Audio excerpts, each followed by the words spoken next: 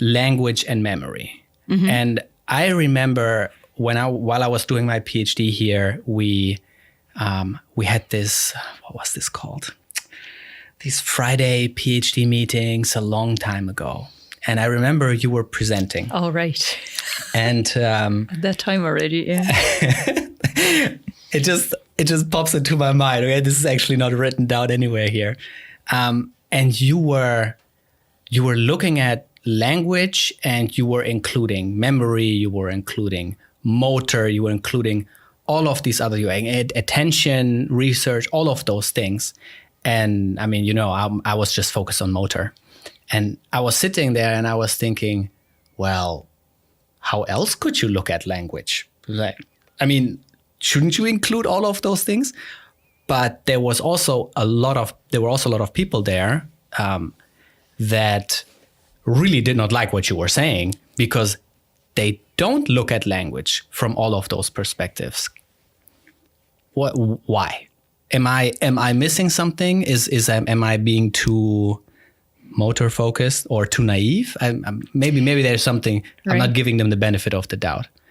I don't know. So I've always had that impression as well, that, or let me put it that way. I think for a more, maybe even due to tradition, over time, people came to study things.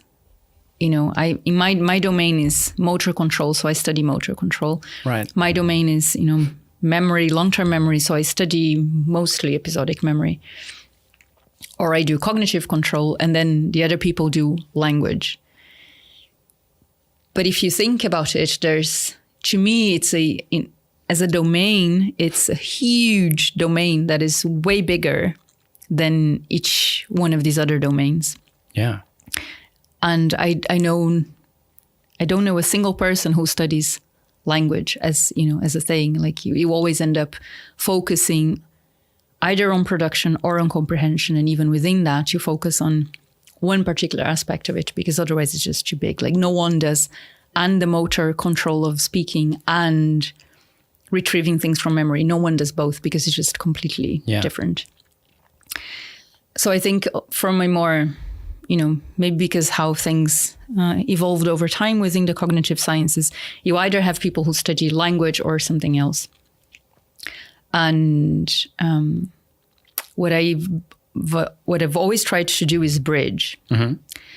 And what I noticed when trying to bridge the gaps is different things, actually. So some people would say, the people from these other domains, they look at me and say, you're doing language. Why are you even trying to talk to us?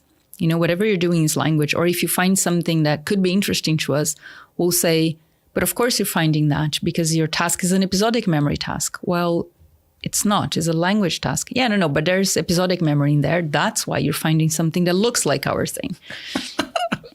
When I would talk to language people about how I was trying to bridge it, I would also get, these, why do you need that? Language is a unique thing, or, it's unique to humans. It's its own thing. It doesn't need all of these other domains to be involved. Language is unique, and there's core language, and we don't need to study these other domains.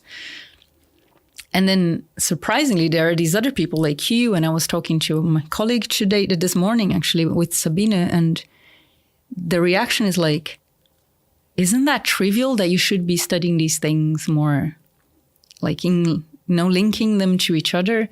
Isn't that obvious? And isn't everyone looking at the problem in that way? And now you're asking the same thing. And I don't know if I've been missing entirely who is doing that, because I've not encountered these people. Right. And over the years, I felt that I'm most of the time doing this quite on my own. Yeah. In many of the cases. So I don't know. I agree with you that that's how we should be looking at it. Maybe not uniquely, like just doing that, but we should also be doing that. And maybe I should go back to the literature and see if I'm missing something, because to you it also appears to be trivial. Well, no, I guess I really have no answer to this. I always try to give people the benefit of the doubt, because there's always a chance that you miss something, always. So be open for that. But when I ask probing questions, I just never get a satisfying answer. It's just always like, oh yeah, that's that. Yeah, so how was that an argument against what I just said? It's like, why don't we, I don't know, look at language and motor control? Oh, because the sky is blue. What? That's how it feels to me. So I'm like, right. what did you just? That makes no sense.